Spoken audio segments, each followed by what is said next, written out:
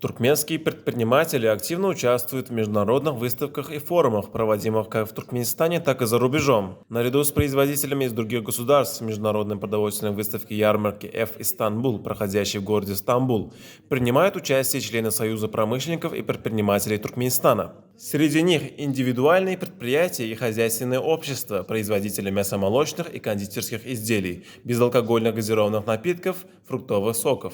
Высококачественная продукция, выпускаемая частными производителями, вызывает большой интерес участников выставки. Иностранные бизнесмены высоко оценили качество продуктов питания, производимых в Туркменистане.